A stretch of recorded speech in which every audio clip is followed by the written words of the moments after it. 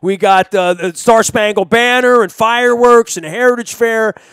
But it's always hockey season in the mind of this guy here. And I think for anybody that's a Caps fan, last week was a big week with TJ Oshie and obviously the draft and everything that came through the Nate Schmitz and the Vegas Knights. This guy is a Washington Capitals historian. That's why we love having him on. He is the internet news manager for Newsday and longtime Caps follower and book writer of The Red Rising and other things. We welcome Ted Starkey back onto the program. You can follow his journey at Newsday.com as well as at Ted Starkey. That's Starkey on Twitter. Ted, they got TJ Oshie back. They're winning the Cup next year, my man, right? That's, it's a big question, in the offseason, what was going to happen with their free agents. And, obviously getting TJ Oshie was really, really good pickup for him, because obviously he meshes so well with their system, had a career high in goals last year, and, they really wanted him to kind of put together their offense this year. Well, give me some thoughts about the length of the contract and sort of the poison pill part of it, the whole deal. Fill me in, man. Like, we all love that Oshie's going to be on the team next year, the way every Oriole fan loved that Chris Davis was going to be on the team, right? Until you get into these contracts. I mean, we're 4 or 5 weeks removed from everybody saying trade Ovechkin, which, as we later learned, is maybe not even a good idea, but kind of sort of impossible, right?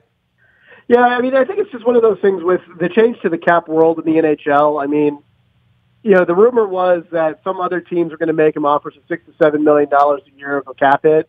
And, with the NHL, they allow you an extra year to kind of spread out these deals. So, I think he got comparable money to what he was going to get elsewhere. But because he was signed with Washington, they got an extra year to kind of spread the pain.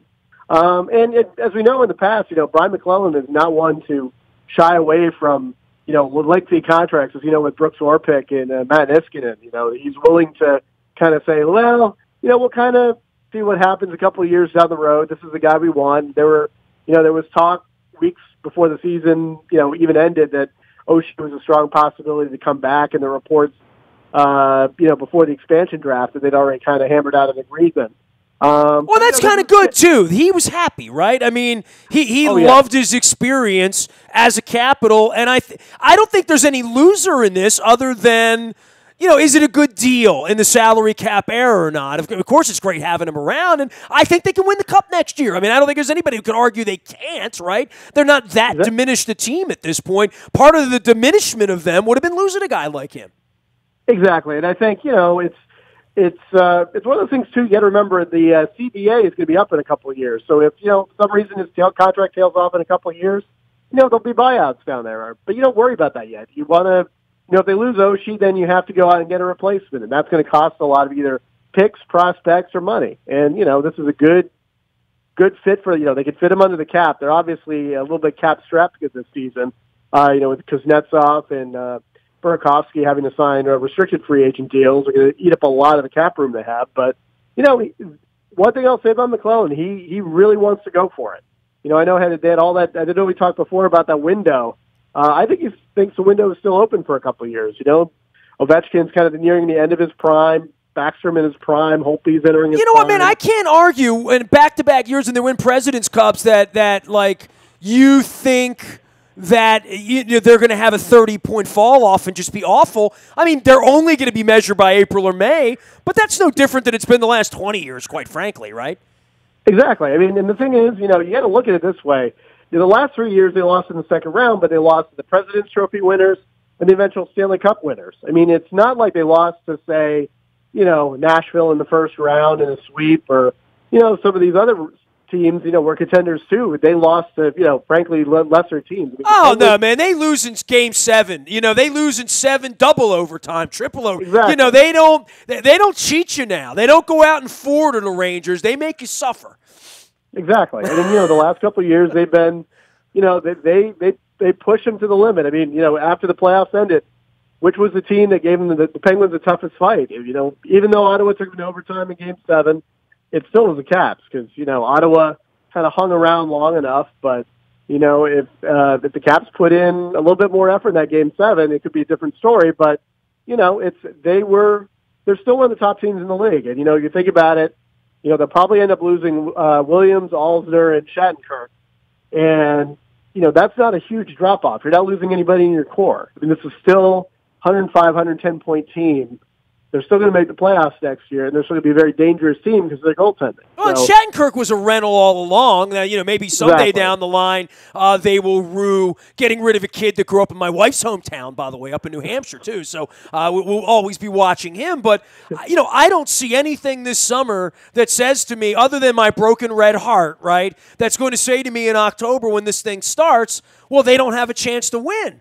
Of course they have a chance to win. And when they have a 10-game lead over every other team, as they will at some point in December or January or February, people will then say, well, they suck come April, watch, and then we'll look up and we'll be flying off to Ottawa or some godforsaken place watching them try to scuffle through 3 rounds to pull off the miracle again.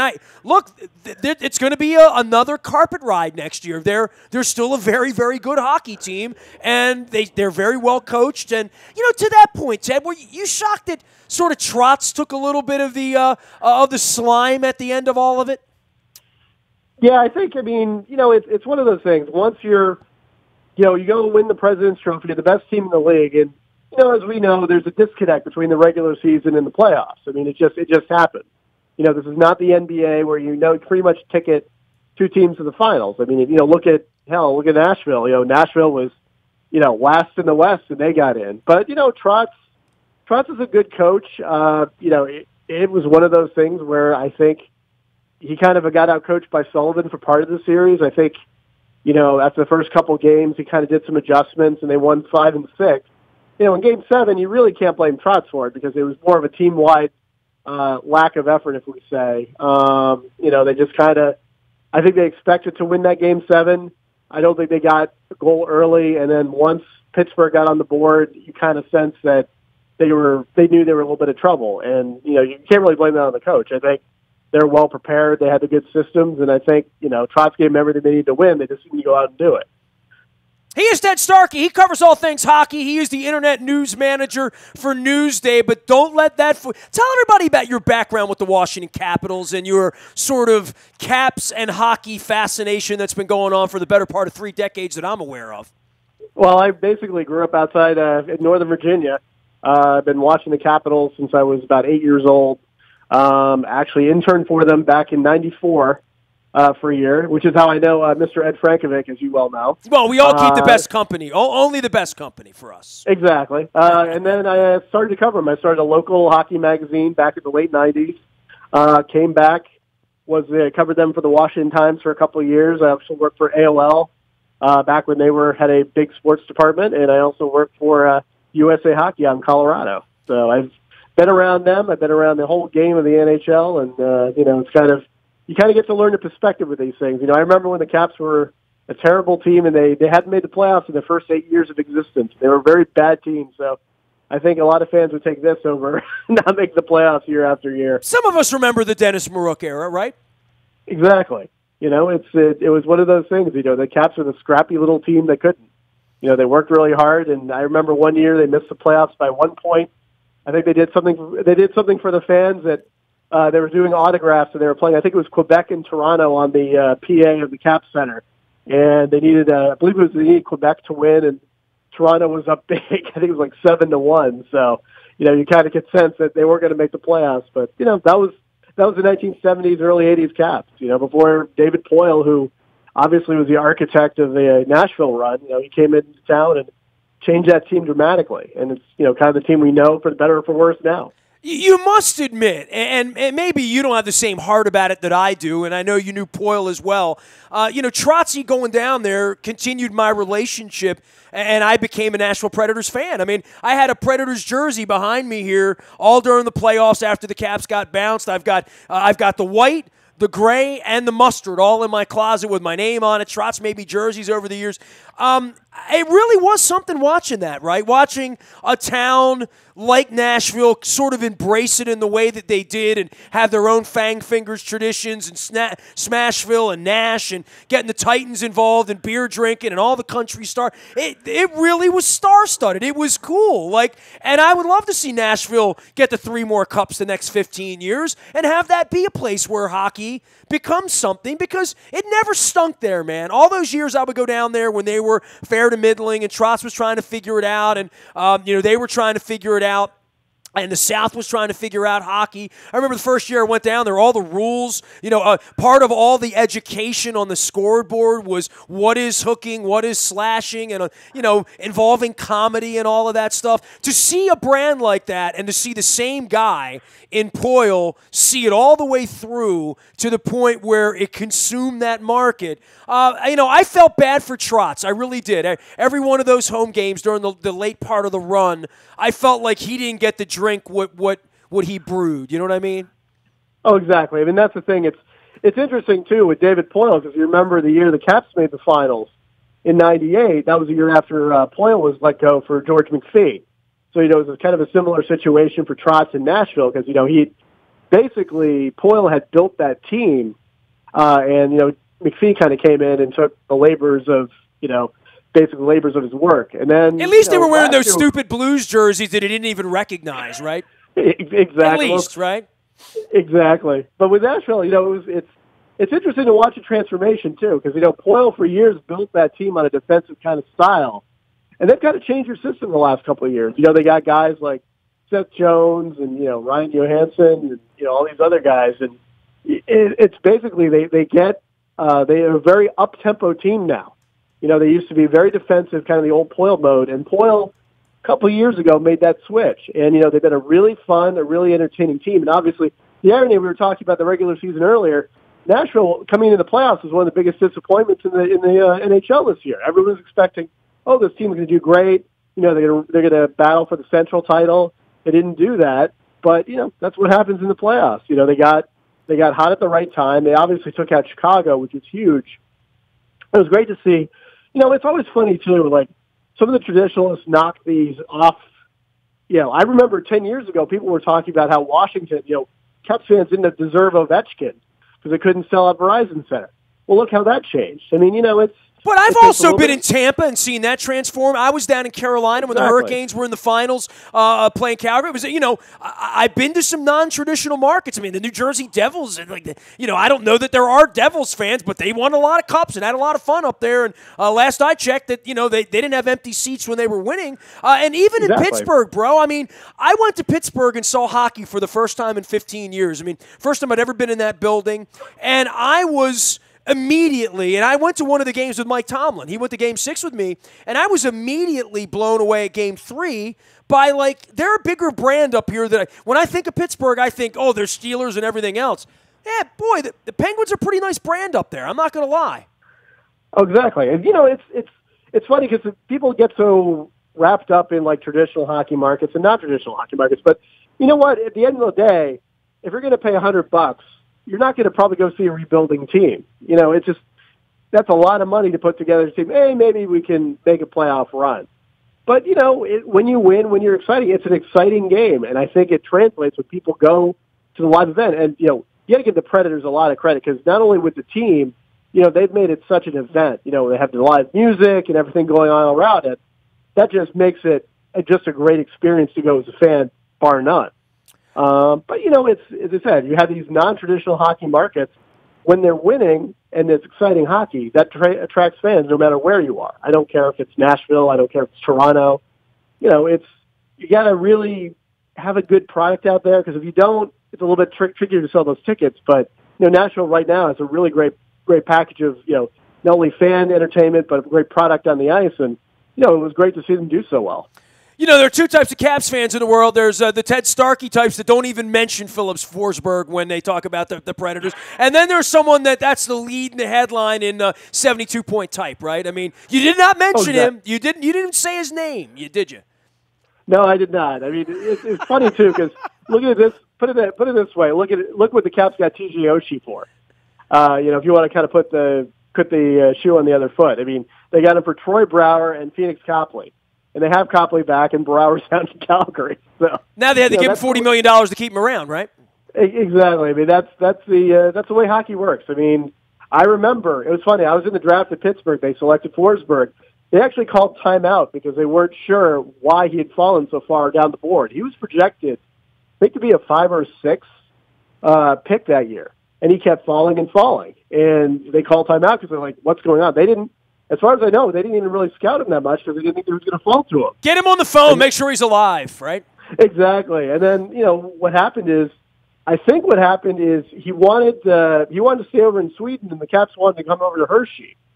And I think they were a little reluctant because he's playing in the Swedish second league, and they were kind of like, he did not put up great numbers over there. I mean, he was definitely more of a late bloomer, if you will. I remember they were not very high on him the whole time they had him, and obviously when Nashville wanted him for Martin Erat, I mean, I think that's kind of the part of the equation that really would stick with Caps fans. Just the return was so inconsequential in the long run because Erat obviously within a couple of weeks of being here, then he wanted to get traded again, and that pretty much killed that deal. But it happens because you're dealing with the draft, you're dealing with a bunch of 18-year-olds, and some of them have filled out, and some of them may never. I mean, look at a guy like Chris Bork. Bork was the second pick in 2004. Great AHL player, but he never quite got the size of the NHL player, and that's what happens. If Chris Bork's another 2 or 3 inches taller, he's probably an NHL regular, not an AHL regular. And, that's the way it goes when you're drafting kids that are 18. He is Ted Starkey. He is an AHL historian as well as a Caps historian. You can follow him at newsday.com as well as on the internet on Twitter at Ted Starkey. That's Starkey. Anything else you want to say about the Penguins and them winning at this point? I mean, you and I don't get together and talk hockey often enough, and obviously the Oshie news and losing Nate Schmidt last week and all the Cap stuff. But, the Penguins have put something together here that everyone will wind up fearing again next year, even if they're a 7.5 seed, that, you don't want to see Pittsburgh in April and May. Exactly. I mean, and it's funny, too, because, you were talking about the whole Ovechkin thing. It was only a couple of years ago that everyone was ready to break up Crosby and Malkin. But what they did is they went out and got, Phil Kessel made this mini dynasty because he basically allows, with 3 good centers, he allows the Penguins to have these guys from Wilkes-Barre on the wing. And they thrive because obviously you're playing with a great player in the middle.